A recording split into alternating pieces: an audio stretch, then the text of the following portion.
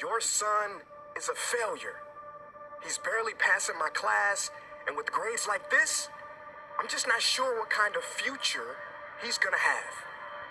What do you have to say for yourself? You're supposed to graduate this year. Listen to Mr. Johnson. What kind of future do you think you're gonna have? With all due respect, don't call me a failure. Failure is an event, not a person, in fact.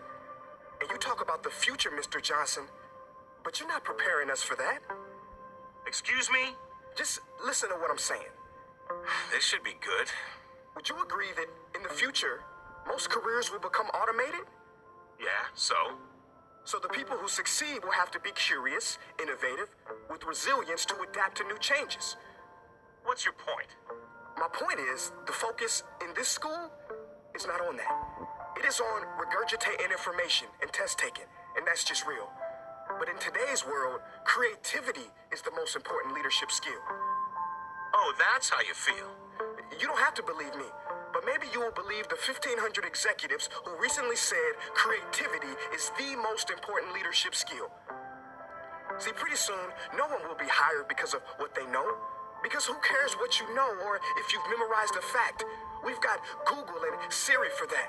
In the future, people will be hired because of what they can do with their knowledge. Can they creatively solve real-world problems, not just follow instructions or directions and bubble in multiple-choice questions?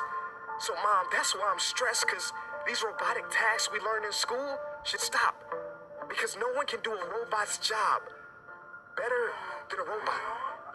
Billionaire founder of Alibaba, Jack Ma, said that we should not compete with artificial intelligence, but instead focus on developing unique human intelligence. Mr. Johnson, drills are for teeth, not the human mind. So these repetitive knowledge-based tasks we must leave behind. Or in the future, you're gonna find a lot of people graduating out of your class right into the unemployment line. See, many top companies today don't look at grades. Mom, that old way is expiring. Google has been quoted as saying GPAs are worthless criteria for hiring. Founder of Tesla, Elon Musk, agrees. So I say this with unease and sorrow. If you continue to teach today as you taught yesterday, then you rob us students of tomorrow.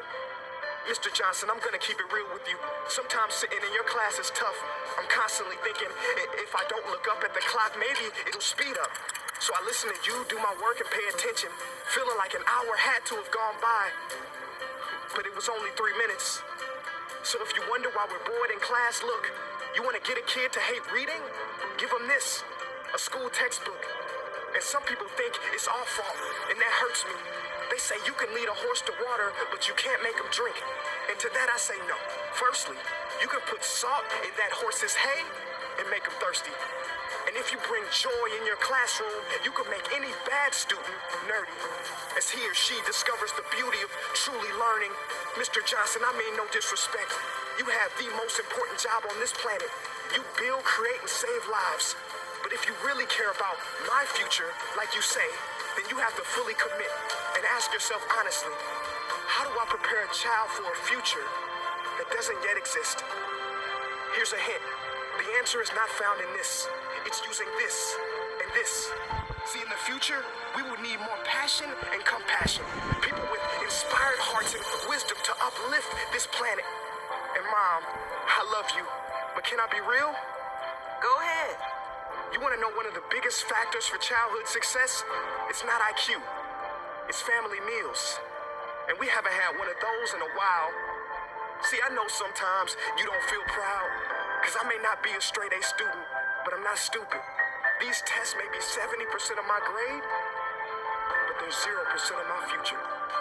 But don't worry, I'll pass this class and get through this. But I need you to give me the space I need to be me and live true. Because the best feeling in the world is that your own parents get you. There's a passage in a book called The Prophet by Khalil Gibran. And if you don't mind, I'd love to share it with you. Go ahead.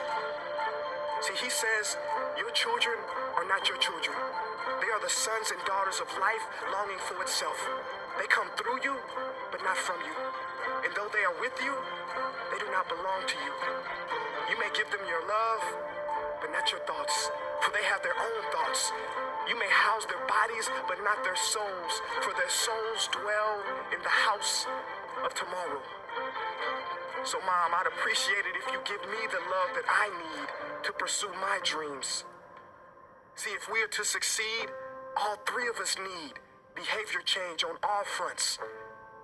We talk about the future, but the future is now, and it is created now by all of us. I've never heard you speak like that before. Yeah, I didn't know. But I'm going to reach out to administration and try to change some things. You have my word.